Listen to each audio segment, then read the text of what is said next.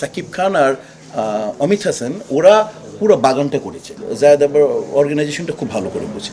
86, 7, 8, 9-এ প্রায় 1300 হল ছিল। কাঞ্চন ভাই সব দিক থেকে আমার থেকে অনেক যোগ্য। ছবি যদি ভালো ব্যবসা করতো তখন আমি সেকেন্ড রান করতো, 6 মাস পর সেকেন্ড রান। আমি থার্ড রান ছবিও দেখেছি। কাজ কমে যাওয়াতে একটা হিউজ স্টাররা বিদেশ চলে গেছে। দল চ্যাম্পিয়ন হবে একটাই, রানার্স একটাই হবে, বাট আমরা সবাই মিলে অংশগ্রহণ করাটা সবচেয়ে মুখ্য। যারা অংশগ্রহণ করতেছে তারা সবাই বিজয়ী। আজকে আমাদের বিশেষ একটা জরুরি সভা ছিল, সেটা হচ্ছে যে ছোট ছোট উভয় পক্ষেরই কিছু মানে অভিযোগ অনুযোগ ছিল, তো সেগুলোকে একটু সুরাহা করে দেওয়া বিং প্রেসিডেন্ট। এবং যেহেতু আমি নির্বাচন এবার করছি না, তো নিরপেক্ষ প্ল্যাটফর্ম থেকে এবং শিল্পী সমিতির একজন প্রধান হিসেবে আমার যে দায়িত্ব, যে দুই দলকেই সতর্ক করে দেয়া যে এমন কোনো কিছু ঘটনা বা এমন কোনো কিছু বাক্য আলাপ আমরা না করে যেটা অপরকে হেয় করে, ছোট করে এবং শিল্পী সমাজ যাতে অপ্রস্তুত হয়, এটাই জাস্ট বলে দেয়া সবাইকে। যে আপনারা যখন রুম থেকে আজকে নির্বাচন, এখন আমার সাথে যারা আপনারা জরুরি মিটিংয়ে অংশগ্রহণ করলেন, এই মিটিংয়ের এই অংশটা কেবল আপনারা বাইরে বলতে পারবেন, কারণ এটার রিয়াকশান কেউ জানতে চাইলে বলবেন। এছাড়া যখন আপনারা আপনাদের টেন্থে যাবেন বা আপনাদের তাঁবুতে যাবেন, তখন আপনি আর পক্ষ নই, তখন আপনি একটা পক্ষের, তখন আপনি বলতে পারবেন না। যদি আপনারা কোনো প্রশ্ন সুন্দর করে উত্তর দিতে না পারেন, আপনারা সরাসরি বলবেন যে আমাদের শিল্পী সমিতির গঠনতন্ত্র বলে শিল্পী সমিতির যিনি সভাপতি তিনি সর্বময় ক্ষমতার অধিকারী। আপনারা আমাদের প্রেসিডেন্টকে জিজ্ঞেস করেন। আমি ওনাদেরকে এটা বলে দিয়েছি এবং দুই পক্ষে ইনশাল্লাহ আমার সাথে বলেছি যে ইনশাল্লাহ টুকটাক যে ভুলভ্রান্তি ছিল এই ওকে বলা টলা যেটা হয় আর কি, সেটা ওনারা করবে না। আরও কিছু আমরা তিনটা শিল্পী আমাদের খুব ভাইটাল, একটু অসুস্থ, তাদের ব্যাপারে একটা মানে সিদ্ধান্ত হয়েছে, এটা ফিনান্সিয়ালি এটা হলো। আর আরেকটা ব্যাপারে কথা বলা হয়েছে যাতে একেবারেই মন থেকে আমরা এটা স্পোর্টসম্যানদের মতো, যেমন ওয়ার্ল্ড কাপ চলতেছে এটাকে সামনে রেখে কথা বলা যে দল চ্যাম্পিয়ন হবে একটাই, রানার্স একটাই হবে, বাট আমরা সবাই মিলে অংশগ্রহণ করাটা সবচেয়ে মুখ্য। যারা অংশগ্রহণ করতেছে তারা সবাই বিজয়ী, যে বাট ওয়ার্ল্ড চ্যাম্পিয়ন একটা বা দুটো হবে। তো অতএব যার কপালে আল্লাহ লিখে রেখেছেন উনি সভাপতি হবে, উনি সাধারণ সম্পাদক হবে, ওনারা পোর্টফোলিওতে জিতবে, ওনারা কার্যকরী পরিষদে জিতবে, বাট আমরা এটাকে স্পোর্টসলি হ্যান্ডেল করি। এটাই ছিল আজকের আমাদের যে মিটিংটা, ওইটা একটা জরুরি মিটিংয়ের সার কথা আর কি। সমিতি যারা এখানে আপনি দেখেন শ্রদ্ধেয়, ওখানে দেখেন যারা সমিতি করার পিছনে যাদের অবদান আছে শ্রদ্ধেয়, মানে আমি যদি বলি সোহেল রানা সাহেব, শ্রদ্ধেয় ফারুক সাহেব, শ্রদ্ধেয় রাজ্জাক সাহেব, শ্রদ্ধেয় উজ্জ্বল সাহেব, শ্রদ্ধেয় আমাদের আহমেদ শরীফ সাহেব এবং খলিলুল্লাহ খান, শ্রদ্ধেয় আলমগীর সাহেব, তো ওনারা করেছেন এবং ওনারা কোনো না কোনোভাবে সংশ্লিষ্ট ছিলেন এখানটায়। কেন ছিলেন? তখন ইন্ডাস্ট্রিতে প্রচুর পরিমাণে কন্টেন্ট হতো, মানে ছবি হতো। আপনারা জানেন তখন আমি পেয়েছি 1300 হল। আমি যদি এটা 80 মিডল আর কি, 86, 7, 8, 9-এ প্রায় 1300 হল ছিল। আর এর আগে মানে আমার যারা আরও 5-7 বছর আগে তারা 1500 হল পেয়েছে, 1500 হল। তখন আপনারা ছোট মানুষ, আপনাদেরকে একটা বলি, তখন আমাদের ছবি রিলিজ হতো ফার্স্ট রান হচ্ছে প্রথম মানে শহরগুলোতে ফার্স্ট রান, তারপর উপশহরগুলোতে। ওই ছবি যদি ভালো ব্যবসা করতো তখন আমরা সেকেন্ড রান করতো, 6 মাস পর সেকেন্ড রান। আমি থার্ড রান ছবিও দেখেছি। এখন তো ডিজিটাল যুগ, হয়তো 1-1.5 মাস 2 মাসের মধ্যে আর হয় না, কিন্তু তখন থার্ড রান পর্যন্ত হতো।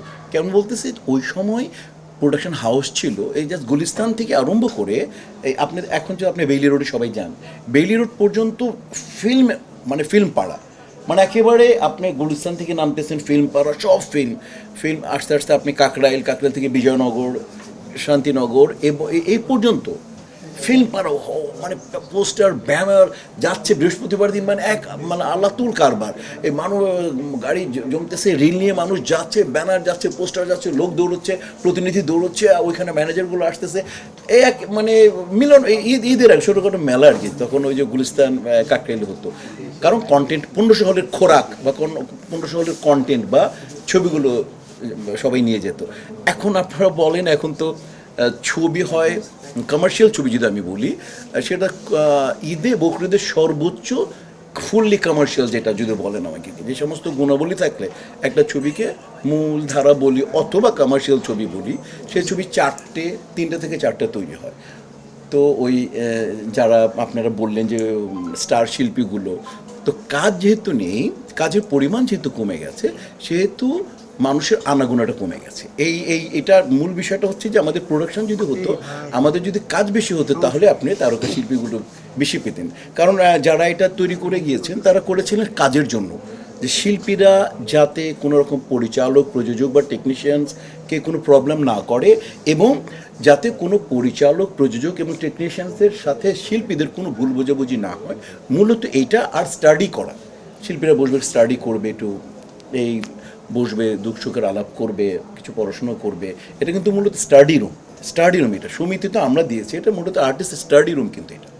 তো ওই জায়গা থেকে আমি মনে হয় বোঝাতে পেরেছি যে আমাদের প্রোডাকশন কমে যাওয়াতে এখন তো কমার্শিয়াল ছবিই হয় না বলা চলে, ছবিই তো হয় না। তো ওই জায়গা থেকে আপনি স্টার এইবার আর এবং একটা হিউজ অডিয়েন্স, কাজ কমে যাওয়াতে একটা হিউজ স্টাররা বিদেশ চলে গেছে, রাইট? আর কাজ কমে যাওয়াতে দেখেন আমাদেরকে সার্ভাইভ করতে হয়, আমরা আর্টিস্ট মানুষ, আমাদেরকে তো জীবন চালাতে হয়। তো কোনো না কোনোভাবে কাজের সাথে আমাদেরকে অন্যান্য কাজের সাথে যুক্ত থাকতে হয়। সেই জন্য এখানে আপনি স্টার শিল্পীর এই যে এইবার মনে হয় যোগদানটা একটু হয়তো বা কম। না, আমি এটা ব্যক্তিগতভাবে মনে করি না। দুটোই লাগবে, মানে স্টারও লাগবে। সমিতি চালাতে হলে ওই যে পুরোনো কথা, কিছুটা ধার কিছুটা ভার, দুটোই লাগবে। আর যদি কম্বিনেশন হয় তাহলে সুপার। যদি এটা কম্বিনেশন হয়ে যায়, স্টার কাম সংগঠক, যেমন দুটো উদাহরণ দিই, যখন এই রুম ওই রুম, তারপরে বাগান, যখন মনে করেন যে সাকিব আর আমি ওই রুমটা ইন্টেরিয়র করেছি, চ্যানেল আয়ের ইন্টেরিয়র দিয়ে, ওই রুম আমি আর সাকিব খান যখন ছিলাম ওই রুম করেছি, ওই বাথরুমটা আমি এককভাবে করেছি। সাকিব 25 লাখ টাকা থেকে 25 লাখ টাকা তখন ওই যে এসেছিলো আমাদের কাউন্টবাড়িয়ে কারোর প্রতি অনুষ্ঠানটা হতো, ওইখান থেকে মানে শিল্পী সমিতির প্রতিনিধি চেয়েছিল আমরা সমিতিকে আমরা হেল্প করব, তখন কী করবো, তখন সাকিব আর উপবিশ্বাস গিয়েছিল, এই মানে দুজন হিসাবে, আমি ছিলাম মাঝখানে মিডল ম্যান।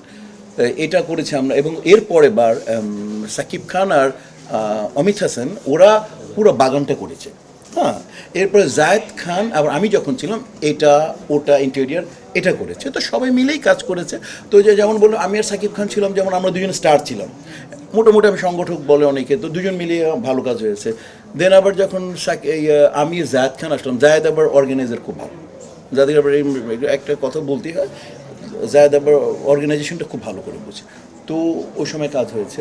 তেমনি করে যেটা মূল কথা হচ্ছে যে দুটোই লাগবে, মানে এই সমিতির প্রতি একটা ভালোবাসা, সমিতিরকে আমি সময় দিব, কম্বিনেশন লাগবে, স্টার এবং সংগঠক দুটো লাগবে। দুটো যদি হয়, যদি মানে ক্যাবিনেটে যত বেশি মানে স্টার প্লাস সংগঠক পাওয়া যায়, শিল্পী সমিতি লাভ, মানে শিল্পীরা বেশি সাহায্য পাবে।